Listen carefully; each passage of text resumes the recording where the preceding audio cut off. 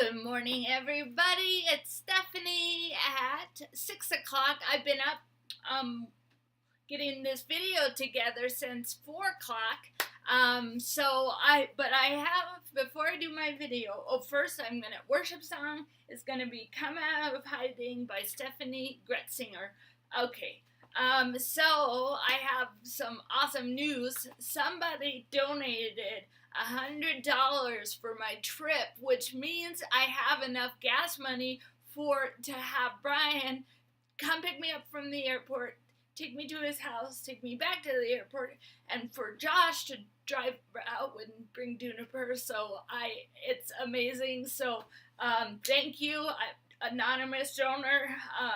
But I'm so blessed. So, okay, all right, I have legitimate Huntington stuff coming out for you guys. So, all right, so went to HD support meeting last night. So, okay, so something that's been happening the last couple years when I'm running, and it hurts so bad, is actually now it's been happening even when I'm walking in in those shoes, yes, tennis shoes.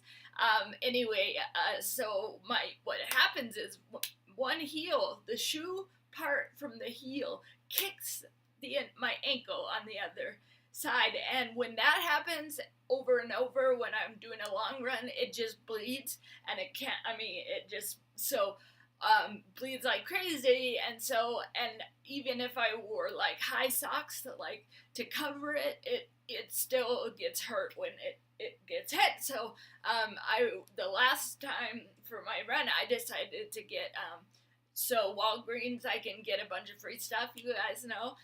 So they had this liquid bandage stuff, and so I brought that with me at my last run, and when I put it on, it at least stops the bleeding, but I still hit it over and over. So now I've taken to wearing a Band-Aid, a big Band-Aid on it, and that way if it gets hit, it's not reopening the scab. And that has really helped. I've been walking again and not hurting myself so the Band-Aid I have on all the time. But for my race, we asked people about what they thought about that, because obviously it's definitely Huntington's, my shuffle. So then somebody suggested sticking moleskin on it while I'm running my marathon. So Mom's gonna come. She's taking me to my not marathon trail rush. I've run 2 marathons. I was just automatically defaulting. That's what I was talking about. Okay, the trail race. So she'll have that to put on my ankle before I start. And so because I don't think the Band-Aid would stay on all that time with the sweat and everything. So, but that should really help me. And then everyone suggested getting physical therapy to help me with that, help that not to happen anymore. So that's what I'm going to do, look into physical therapy when I get back from seeing my kids. So that's one thing. Okay, here's an awesome, trial. Okay, I get to start a trial. Mom and I filled out the paperwork. There was a change, and we thought we were on a wait list anyway. But I think it's still the gene silencer, but I don't remember the name. Mom told me yesterday. I'm like, I remember. I remembered the name of the drug, and then this morning I woke up. I'm like, I can't remember, but it is a gene silencer, and so Mom and I filled out a heap of paperwork, and so we're hoping we should be called in by middle of May to come in for our first appointment, to give them the paperwork and. So this is what is going on. So there's 3 different categories of people. So the first person, so it's 2/3. The first person is getting the actual drug. The second one is getting a placebo. I forget what the third one's getting, but anyway, so what happened, I may be getting the placebo, but what they said, because another woman at the Huntington's meeting was like, I don't understand, I hate that part of you you hear that about the trials. Like, what if somebody's having all this time on the placebo when they could be getting better? But the social worker there, Darlene, she said that actually, if they find the drug is being very good and working for people, they fast track you to get on the real drug. So that made me feel better. So that is the trial that hopefully, yes, we should be having our first appointment scheduled in May. So that's exciting. And here's another excitement. So I brought my mom to my urology appointment because anytime there's a lot of paperwork to be filled out, I do so bad at it. So my mom, I asked her if she could come with me to the appointment. And so I was thinking I needed another Botox injection because I'm still having the neurogenic bladder symptoms coming up again. It's been like 9 months, and he was like, well, and I told him I hate the Botox because of how much it hurts, because the guy that I went to see, he didn't put me out, so I just had like Valium and 1 Vicodin, so I could literally still feel everything, and what they do is take these tiny little needles and shut it in your, urethra, or anyway, it hurt really bad. So thankfully, this guy's like, what? Like, shocked. And it's like, I would definitely put you out. So, but it sounds like I don't need Botox because there is a new treatment. Well, I say new treatment. But what it does is like, write it down. I have the brochure, but stimulates the sacral nerve.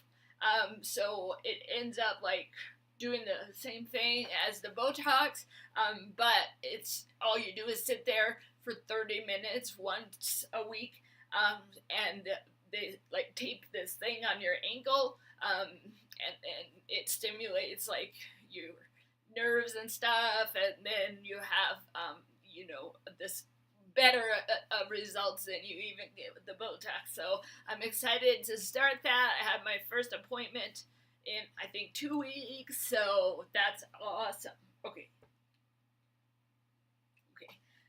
So I think that's all of the HD stuff.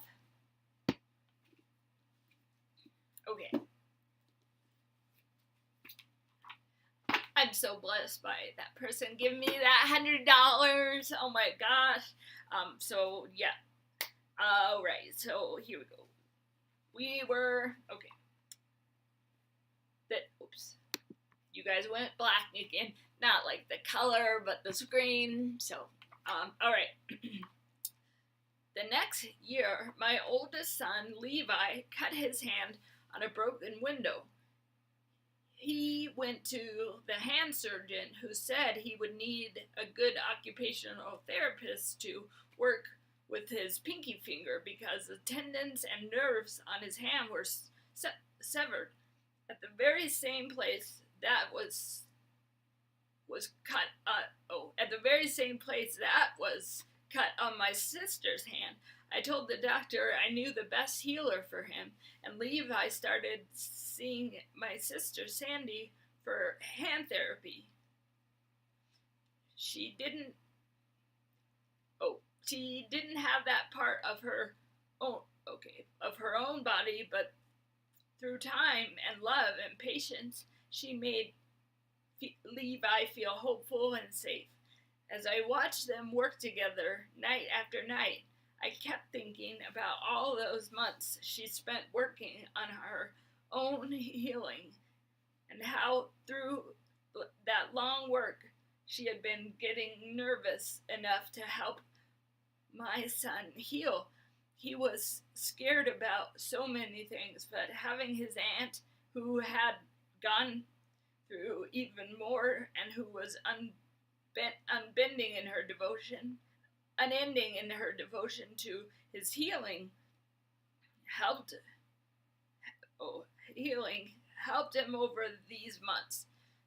Time and safety were truly some of the greatest gifts we can find when we are searching for healing. Persistence is the key, and time is a means by which healing unfolds. Okay. And the poem. Okay. There's another bookmark in here. Oh, this must be one that my grandpa loved again. Give lavishly, live abundantly. Oh wait, we did that one. Every day is a reason for giving, and giving is the key of living. So let us give ourselves away, not just today, but every day, and remember a kind and thoughtful deed, or a hand outstretched in time of need, is the rarest of gifts, but for it is a part, not of the purse, but a loving heart. And he who gives of himself will find true joy of heart and peace of mind. All right, you guys, time to pray. Lord, thank you so much for every person that's watching this video right now.